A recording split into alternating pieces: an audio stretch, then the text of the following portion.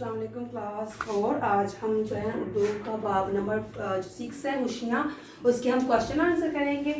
तफहीम है हमारी, सवाल जवाब करेंगे। जैसे कल आपने स्टोरी हुशियाँ जो था उसके बारे में हमने पढ़ा था कि उसमें डॉक्टर सलीम ज़मान सिद्दीकी जो है उनके बारे में कि वो उन्होंने कितनी तहकीक की और कितनी तहकीक, कितने उनके स्टूडेंट्स हैं, सारा कुछ उनके बारे में आपने पढ़ा कि उन्होंने अपनी पूरी ज़िंदगी में जो है वो इसके लिए वक़्फ़ कर दी, इंसानी खिदमत के लिए, और बेशुमार उन्होंने तहकीकात की पौधों के ऊपर। तो उसकी मतलब जो कल स्टोरी थी उसके कुछ सवाल जवाब हैं, वो आज हम पढ़ेंगे।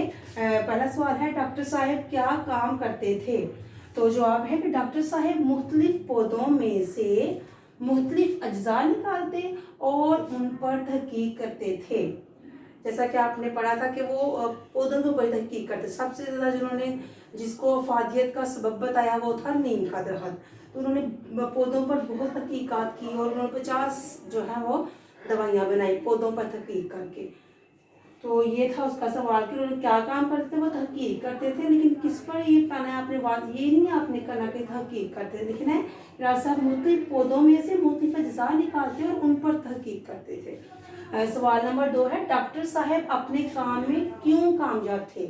क्या वजह थी कि बच्चे उन्होंने इतनी तहकीक की अपने जिंदगी 97 ईयर्स ओल्ड हैं, वो हो चुके थे। उन्होंने अपनी कहानी में बताया कि अब तक भी वो इसी काम में लगे हुए हैं और इतनी उन्होंने तहकीकात कर ली, और इतने उनके स्टूडेंट्स थे जो पूरी दुनिया में फैले हुए हैं और यही काम वो कर रहे हैं।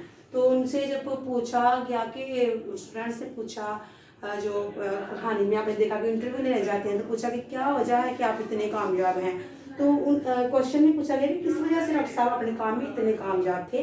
तो इसका जवाब ये है कि डॉक्टर साहब ने अपने ही खुद ही बोल के बताया कि मेरी कामयाबी का जो राज है वो ये है कि मैं डॉक्टर साहब इसलिए कामयाब थे कि वो सादा जिंदगी गुजारते थे, किसी से हसद नहीं करते थे और सिर्फ अपने काम से काम रखते थे। वो किसी के मामला में दखलंदाजी नहीं करते थे। वो सादा जिंदगी गुजारते थे, हसद नहीं करते थे और अपने काम से काम रखते थे। इसलिए डॉक्टर साहब ने कहा कि यही मेरी ज़िंदगी का जो है कामयाबी की, ये जो कामयाबी का राज है मेरी ज़िंदगी की कामयाबी का। तो सवाल नंबर 3 है कि डॉक्टर साहब की ज़िंदगी का क्या मकसद था? जवाब है अपनी तहकीक के साथ साथ दूसरों को भी तहकीक करना सिखाना। डॉक्टर साहब की जो ज़िंदगी का मकसद था वो ये था कि वो खुद तो तहकीक करते थे लेकिन अपनी तहकीक में वो दूसरों को भी शामिल करते थे। तो उनकी ज़िंदगी का मकसद यही था कि अपनी तहकीक के साथ साथ दूसरों को भी तहकीक करना सिखाना। सवाल नंबर 4 है, डॉक्टर साहब को काम करके कौन सी खुशियाँ मिलती थीं? जैसे कि सबक का जो बाब का जो عنوان है वो भी नंबर 6 का जो عنوان है वो खुशियाँ है।